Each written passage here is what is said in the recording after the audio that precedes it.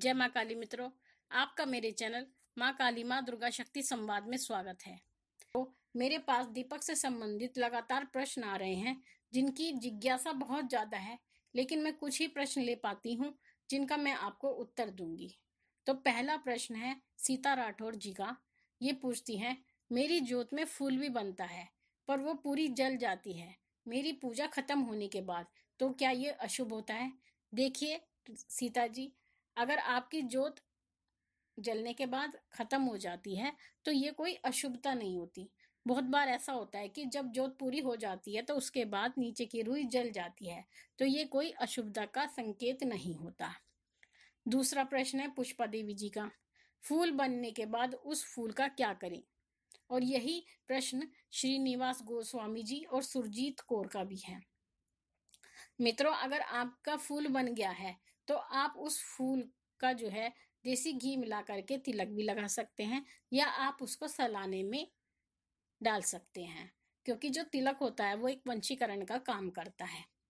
अगला प्रश्न है संयोगिता भाटिया जी का। माता जी, अगर फूल बने और बनकर अपने आप ज्योति ठंडी हुए हो जाए और गिर जाए।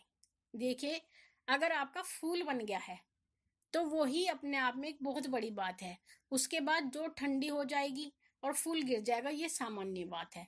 फूल कब तक टिका रहेगा ज्योत पर? एक समय आने के बाद तो वो गिर ही जाएगा, या हवा चलेगी तो भी गिर जाएगा, क्योंकि वो जो फूल बनता है वो बहुत नाजुक होता है।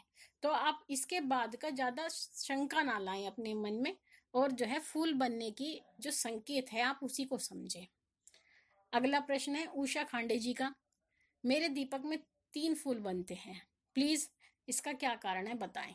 अगर आपकी ज्योत में 3 फूल बन रहे हैं तो इसका अर्थ यह है कि माँ भगवती, माँ काली या जिस देवता की भी आप पूजा लगाते हैं वो आपसे अत्यंत प्रसन्न है। जितना अच्छा फूल बनेगा वो उतना ही उनकी प्रसन्नता का प्रतीक होगा। अगला प्रश्न है पूनम सिंह का। कृपया करके बताएं, ज्योत का उड़कर वापिस आना, इसका क्या अर्थ है? देखिए, कभी कभी ऐसा होता है कि जब आप ज्योत जलाते हैं और वो उड़ करके वापस आती है। अगर ऐसा आपके साथ भी होता है तो इसका अर्थ ये है कि आपके घर में कोई ना कोई परेशानी है, और वो परेशानी जो है ईश्वर द्वारा दूर की जा रही है। क्योंकि जो ज्योत उड़ती है बुझने के लिए उड़ती है वो, और अगर वापस आकर जल रही है वो तो ईश्वर द्वारा वापस कर दी गई है आपके दीपक के ऊपर। तो इसका अर्थ ये होता है। अगला प्रश्न है नीरज शर्मा जी का। मेरा दीपक जब तक जलता है उसमें फूल रहता है, बुझने के बाद उसमें फूल नहीं रहता। देखिए, कभी कभी ऐसा होता है कि दीपक जब जलता रहता है तो फूल टिका रहता है, लेकिन दीपक शांत होने के बाद वो फूल गिर जाता है, या फिर वो फूल इतना, मैंने पहले भी बताया था, इतना कोमल होता है कि वो राख बन जाता है। तो इसलिए आपको वो फूल दिखाई नहीं देता, जबकि वो होता आपके दिए में ही है, लेकिन वो फूल की आकृति खत्म हो जाती है तो आपको ऐसा लगता है कि फूल गायब हो गया। अगला प्रश्न है बिमला गुप्ता जी का। शाम को ज्योत जलाने से धुआं होता है, चाहे रुई की बत्ती लगा दो चाहे मोली की बत्ती लगा दो। अगर आपके साथ ऐसा होता है तो इसका अर्थ यह है कि आपके घी तेल में जिसकी भी आप ज्योत लगाते हैं उसमें अशुद्धता है, अन्यथा धुआं होने का कोई अर्थ नहीं होता। अगला प्रश्न अमित कुमार जी का। मैम, मेरा फूल बनकर जल जाता है, क्या करें? देखिए, मैं फिर आपसे कहती हूँ, अगर आपका फूल बन गया है और बनकर अगर वो जल गया है तो आप इस बात का कोई भी भ्रम अपने मन में ना लेकर आए। फूल बनना ही काफी है। अगला प्रश्न है नीना आनंद जी का। फूल बनने के बाद ज्योत भभकती है।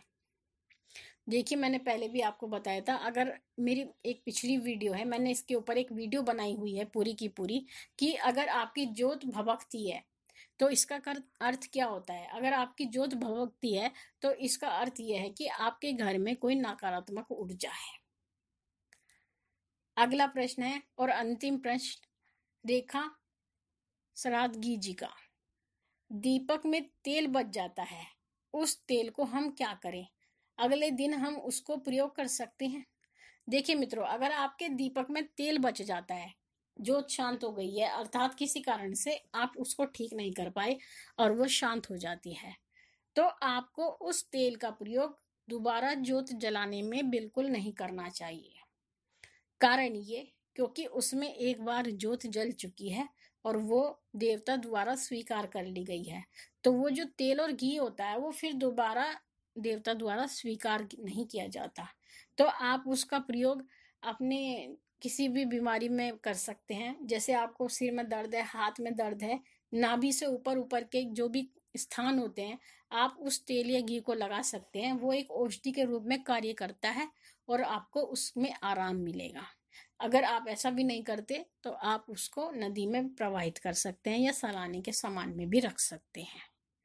तो आशा करती हूँ मित्रों, मेरे द्वारा दी गई जानकारी आपको पसंद आई होगी। अगर आपने मेरे चैनल को अब तक सब्सक्राइब नहीं किया है तो सब्सक्राइब करें, लाइक करें, शेयर करें, साथ ही नोटिफिकेशन बेल को भी मिलती हूँ अगली वीडियो में। तब तक के लिए जय महाकाली, जय महाकाल।